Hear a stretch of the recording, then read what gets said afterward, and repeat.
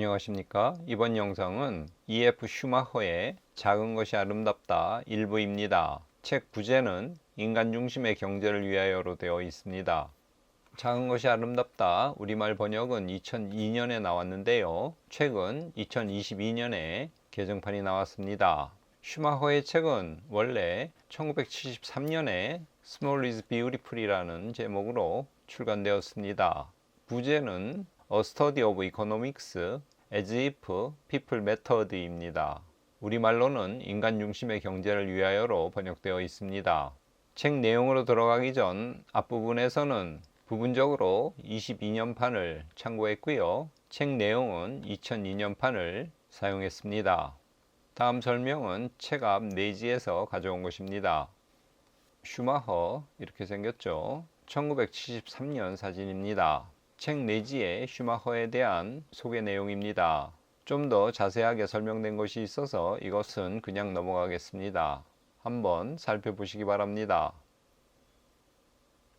인터넷 책방 여기서 가져왔고요. 자, 슈마허 소개입니다.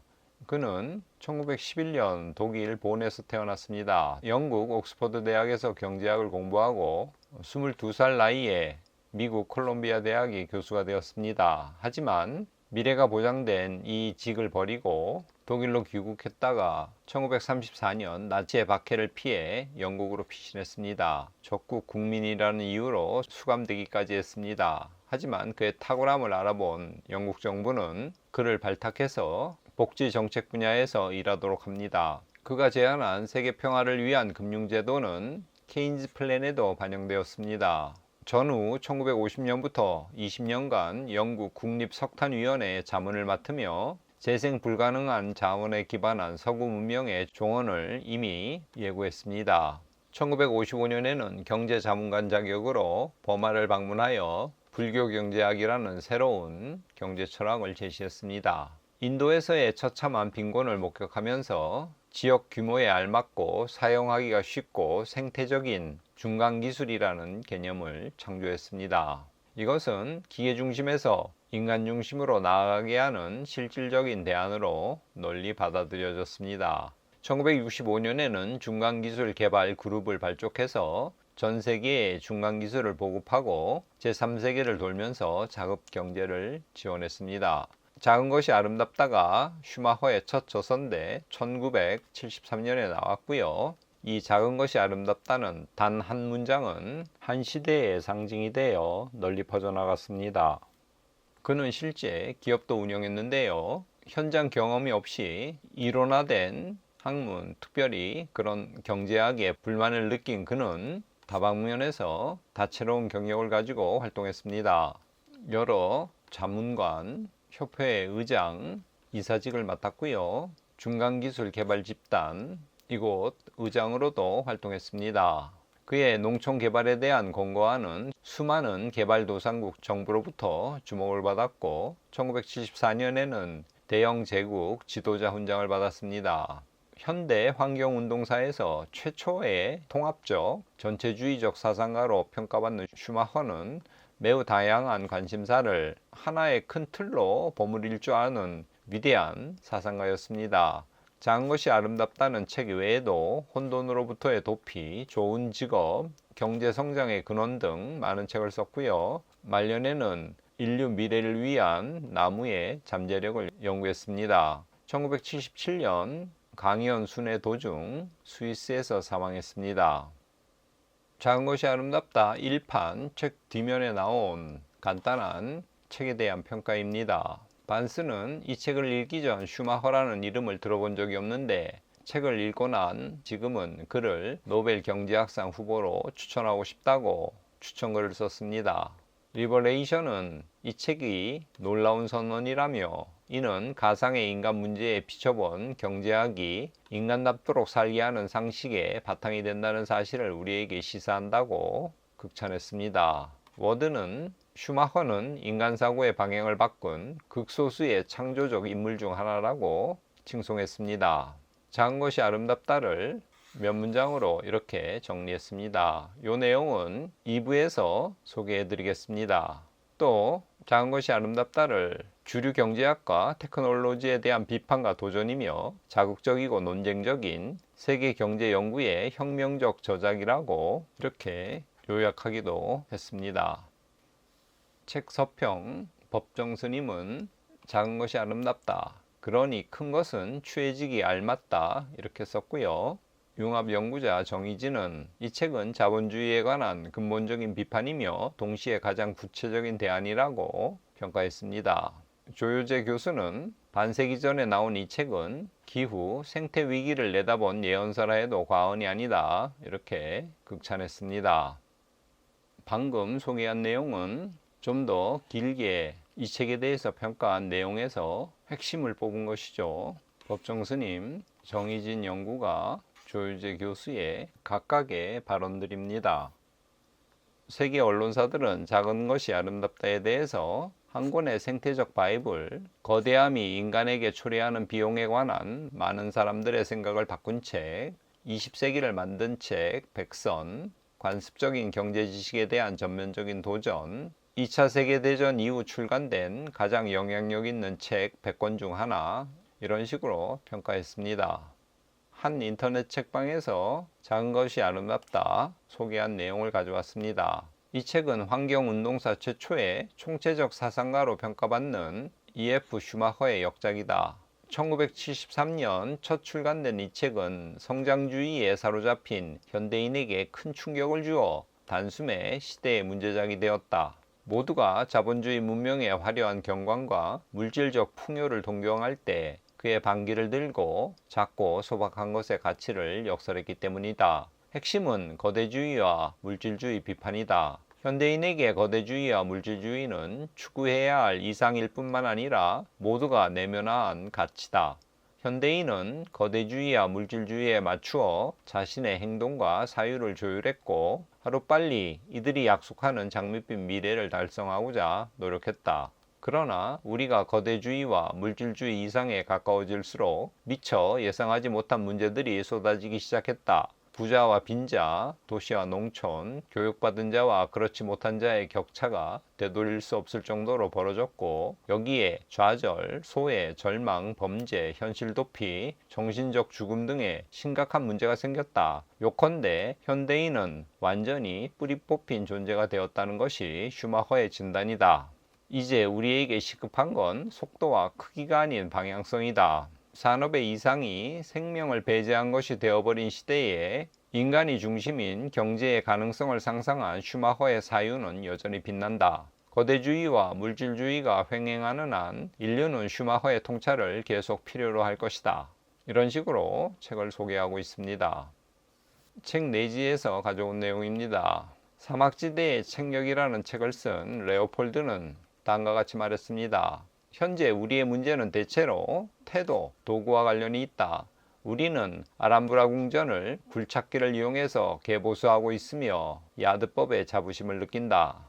우리는 굴착기를 좀처럼 버리지 못할 것이다. 어찌되었던 굴착기에는 좋은 점이 수없이 많다. 하지만 우리가 이를 효과적으로 이용하려면 좀 더 부드러우면서도 객관적인 척도가 필요하다. 슈마허도 부드럽고 객관적인 인간 중심의 경제에 대해서 말하고 있죠. 종교와 자본주의의 발흥이라는 책을 쓴 R.H. 토니는 다음과 같이 말했습니다. 17세기 후반부터 발전한 물질 문명의 놀라운 성과에 대해서 우리는 흥분하지 않을 수 없는데 그럼에도 경제적 야망은 훌륭한 노예이긴 하지만 나쁜 주인이다. 기존 경제 질서와 이를 재구성하기 위해서 제시된 수많은 기획은 모두 하나의 자명한 이치를 가볍게 취급했기 때문에 실패했다. 모든 사람이 영혼을 갖고 있고 체계가 이들의 자존심을 모욕하고 자유를 훼손한 것을 물질적 부의 증가만으로 보상할 수 없다는 이치 말이다. 경제 조직에 대한 이성적 판단이 반드시 염두에 둬야 될 상황은 경제적인 것 이외의 기준도 충족해야 된다는 사실이다. 즉, 사람은 영혼을 갖고 있고 이들의 자존심을 모욕하고 자유를 훼손하면 그 상처는 물질적 부의 증가만으로는 보상할 수 없다는 이 사실, 이것이 여기서 말하는 경제적인 것 이외의 기준이죠. 슈마허가 인간 중심의 경제, 중간 기술을 강조하며 거대주의, 물질주의를 배척하자는 주장과 토니의 이 같은 지적은 서로 일맥상통하고 있죠. 작은 것이 아름답다 개정판 목차입니다. 내용은 1판과 같지만 페이지 수는 조금씩 다릅니다. 크게는 1부, 2부, 3부, 4부 그리고 후기로 구성되어 있습니다. 이번 영상은 1부까지 다루겠습니다. 내용으로 들어가 보겠습니다. 앞서 말씀드렸지만 이 책 페이지는 1판 기준입니다. 슈마허가 볼 때 근대인은 자신을 자연의 일부로 받아들이지 않고 자연을 지배하고 정복할 운명을 타고난 외부 세력으로 여기고 있습니다.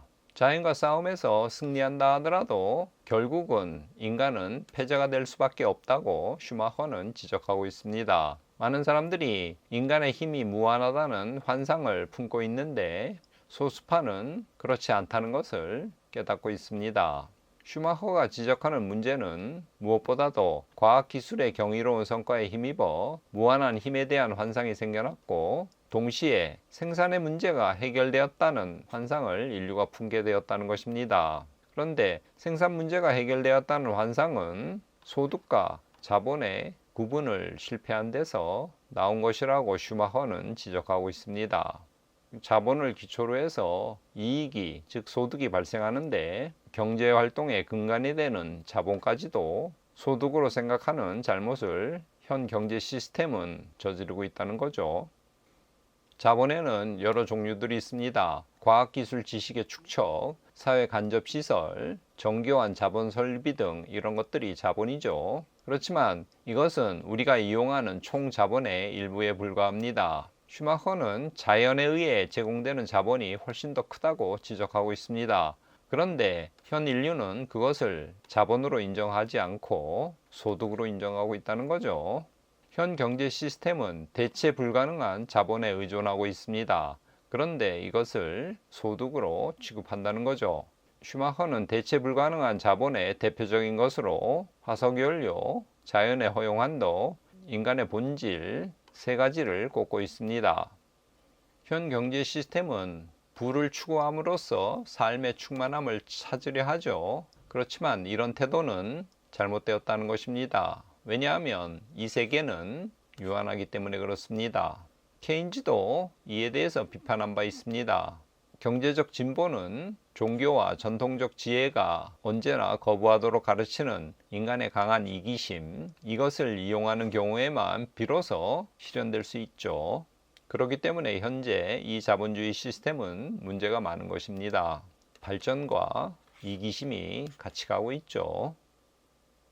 발전을 더욱더 가속화하기 위해서 대형 기계화를 도입하고 있습니다. 이로써 경제력이 점점 더 집중되고 환경은 파괴되죠. 슈마허는 여기에 대해서 이것이 진보가 아니다. 그것은 지혜에 대한 부정이라고 말하고 있습니다.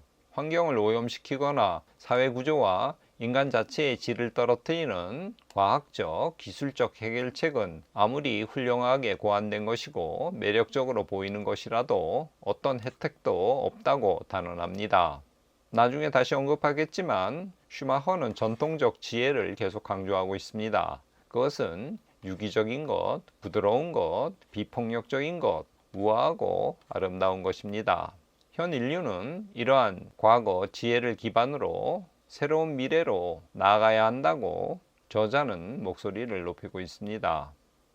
슈마허는 다음과 같은 생산 방법과 장비를 요구하고 있습니다. 누구나 쉽게 접근할 수 있을 만큼 값이 싸고 소규모 이용에 적합하고 인간의 창조적 욕구에 부합할 수 있는 것, 이 세 가지 조건을 충족시키는 것입니다. 그는 대형 기계화를 반대하죠. 이러한 특성으로 비폭력이 생겨나고 영속성이 보장되는 인간과 자연의 관계가 출현할 수 있다고 슈마허는 지적합니다. 또한 적절한 노동 철학이 필요하다고 슈마허는 강조합니다. 오늘날 노동은 기계화에 의해서 가급적 빨리 없애버려야 할 비인간적인 자비로 보고 있죠. 하지만 노동이란 인간의 육체와 정신의 선을 위한 신의 섭리에 따라 행해지는 것으로 이해해야 한다는 것입니다. 노동은 가족 다음으로 사회의 진정한 토대가 됩니다. 따라서 이 토대가 건강하지 않다면 사회도 건강할 수 없고, 사회가 병들었다면 평화가 지속될 수 없겠죠. 계속 노동에 대한 이야기입니다. 의미 없고 단조로운 질 낮은 작업은 인간성에 대한 모독이라고 슈마허는 단언합니다. 이러한 노동에 노출될 때 사람은 현실 도피적이 되거나 공격적인 태도를 품을 수밖에 없습니다. 이렇게 발생한 손실에 대해서는 어떠한 수량적인 빵과 서커스로도 보상이 되지 않죠. 이러한 유사한 내용을 앞서 토니가 이야기했죠. 여기서 말입니다.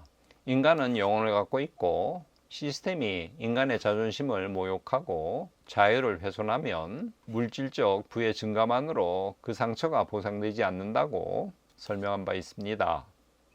현 자본주의 시스템에서 시장을 어떻게 이해하고 있는지 슈마허는 비판적 관점에서 설명합니다. 경제학은 재화나 서비스를 구매하는 구매자와 판매자가 만나는 시장이라는 관점을 갖고 있죠. 구매자는 본질적으로 자신에게 유리한 이익을 가져다주는 재화를 찾아다니는 사냥꾼에 불과할 뿐, 재화가 어디서 만들어졌는지 어떤 생산 조건이었는지에 대해서는 전혀 관심을 갖지 않죠. 그는 자신의 돈으로 최상의 가치를 확보하는 데만 관심이 있습니다. 그러므로 시장은 사회의 껍데기일 뿐입니다. 장소에 따라 존재하는 순간적인 상황에 불과하다는 거죠. 거기에는 사물 내부로 들어가서 그 배후에 놓인 자연적, 사회적 사실을 탐구하지 않습니다. 어떤 의미에서 시장은 개인주의와 무책임성의 제도화라고 슈마허는 비판하고 있습니다. 구매자나 판매자 모두 자신 이외의 것에 대해서는 결코 책임지지 않고 있다는 거죠. 시장 공간에서 개인과 사회에 대해서 아주 중요한 질적 구별이 실용적인 이유로 억제됩니다. 모든 것이 동질적인 것으로 취급되죠. 그렇기 때문에 가격을 부여할 수 있고 교환할 수 있게 되는 것입니다. 이러한 경제적 사고방식으로 말미암아 생산자, 생산지, 제조나 생산 상황 등 아주 중요한 질적 구별들이 모두 없어지죠. 따라서 생명으로부터 신성함이 사라진다고 슈마허는 묘사하고 있습니다. 가격을 갖는 것에는 신성함이 존재할 수 없기 때문입니다. 열악한 환경에서 만들어낸 낫 한 자루와 진짜 공들여 정성껏 만들어진 낫 한 자루와 겉보기에 그리고 질적으로도 별 차이가 없으면 5,000원이라는 같은 가격에 팔리죠. 그래서 신성함이 사라진다고 설명하고 있습니다. 이 신성함이라는 단어는 찰스 아이젠스타인이 쓴 신성한 경제학의 시대에 거기서도 나온 개념이죠. 근대 경제학자들은 노동을 필요악이라고 생각하고 있죠. 고용주의 입장에서는 최소로 줄여야 할 비용 항목에 지나지 않습니다. 노동자 입장에서도 그것은 비효용입니다. 노동은 여가와 편안함을 희생하는 것이고 임금은 이 희생에 대한 보상으로 생각하고 있습니다. 고용주에게 고용은, 즉 노동자 채용은 될 수 있는 대로 피하고 싶은 것이고요. 피고용인에게, 즉 노동자에게 노동은 하고 싶지 않은 것이죠. 이것이 현 체제에서의 노동의 현주소입니다. 불교 관점에서의 노동은 전혀 다릅니다. 거기에는 세 가지 역할이 있다고 봅니다. 첫째는 인간에게 자신의 능력을 발휘하고 향상시킬 수 있는 기회를 부여하는 것이고요. 둘째는 다른 사람들과 함께 공동의 임무를 수행함으로써 자기 중심성을 극복할 수 있게 하는 것이고요. 셋째는 생활에 필요한 재화와 서비스를 만들어내는 것입니다. 노동은 이처럼 중요한 것이기 때문에 노동자에게 일이 의미 없거나 지루하거나 또는 창피하거나 신경 쓰이는 것이 되도록 만든다면 이는 범죄 행위나 진배 없다고 불교적 관점에서는 그렇게 판단하고 있습니다. 그것은 사람보다 재화에 더 많이 관심을 보이는 것이기 때문에 그렇습니다. 노동 대신 여가를 추구하는 것도 인간 존재와 관련한 기본 진리 가운데 하나를 완전히 오해한 것인데, 그것은 노동과 여가가 삶이라는 하나의 과정의 보완적인 부분이라는 사실을 제대로 이해하지 못하고 있는 태도라고 불교적 관점에서 슈마허는 지적하고 있습니다. 즉 노동은 될 수 있는 대로 피하고 싶은 거고 여가는 가능한 한 취하고 싶은 것이 아니라 노동과 여가는 서로 보완적인 관계라는 거죠. 노동 없이 여가만 있을 수도 없고 여가 없는 오로지 노동도 불가능하다는 겁니다. 계속 불교적 관점의 설명입니다. 불교에서는 기계화를 둘로 나누고 있습니다. 인간의 숙련과 능력을 높이는 기계화와 이것은 긍정적인 거죠. 인간의 일을 기계라는 노예에게 건네주고 인간을 그 노예에 대한 봉사자로 만들어버리는 기계화입니다. 전자는 긍정적이지만 후자의 기계화는 인간에게 부정적인 영향력을 미치죠. 불교는 문명의 본질을 욕망의 증식이 아니라 인간성의 순화에서 찾고 있죠. 그리고 인간성은 노동을 통해서 형성된다고 보고 있습니다. 노동은 자유가 보장된 조건에서 적절히 수행될 경우 행하는 사람과 만든 생산물 모두에게 축복이라는 관점을 견지합니다. 따라서 불교 경제학은 근대 물질주의 경제학과 큰 차이를 보입니다. 불교계에서는 노동을 굉장히 중시하죠. 인간은 노동할 기회가 없으면 절망에 빠집니다. 이것은 수입이 없기 때문에 문제가 아니라 그 어떤 것으로도 대체될 수 없는 훈육된 노동을 통해서 성장하고 활력을 얻는 측면이 사라지기 때문이라고 슈마허는 지적하고 있습니다. 그래서 노동은 모든 사람을 위해서 필수적으로 확보되어야 될 기본적인 요소가 되는 것입니다. 불교 경제학의 핵심은 소박함과 비폭력에 있습니다. 적은 수단으로 아주 만족할 만한 결과를 산출하는 것이 불교 경제학의 목표입니다. 근대적 경제학은 이와 다르죠. 많이 소비하는 사람이 적게 소비하는 사람보다 행복하다는 전제를 깔고 있습니다. 그리고 GDP라든가 연간 소비량으로 생활 수준을 측정하죠. 불교 경제학 입장에서 이런 접근은 비합리적인 것입니다. 소비는 인간의 복지에 대한 하나의 수단에 불과하다고 불교 경제학은 보고 있습니다. 최소한의 소비로 최대한의 복지를 확보하는 것이 불교 경제학의 목표입니다. 근대 경제학에서는 규모의 경제라는 이야기를 많이 하죠. 규모가 클수록 경제적 효율성이 높아진다는 것입니다. 그래서 경제 단위가 점점 더 거대해지죠. 하지만 슈마허는 소규모 조직의 숫자도 늘고 있음을 지적하고 있습니다. 많은 소규모 조직이 높은 성과를 내고 있다고 말하고 있습니다. 따라서 규모의 경제라는 것은 오류라는 거죠. 슈마허에 따르면 도시도 인구 50만을 넘으면 어떤 도시로서의 장점도 나타나지 않는다고 지적합니다. 규모의 경제, 거대주의 이런 우상을 현대인들은 섬기고 있는데 이와 함께 고도로 발달된 운송과 통신 체계가 사람들에게 강력한 영향을 미쳐서 뿌리 뽑힌 존재로 만들고 있다고 얘기합니다. 이 뿌리 뽑힌 존재란 한나 아렌트가 전체주의의 기원에서 강조하고 있는 개념 중에 하나입니다. 한나 아렌트의 전체주의 기원에 대해서는 언제 기회가 있을 때 다루겠습니다.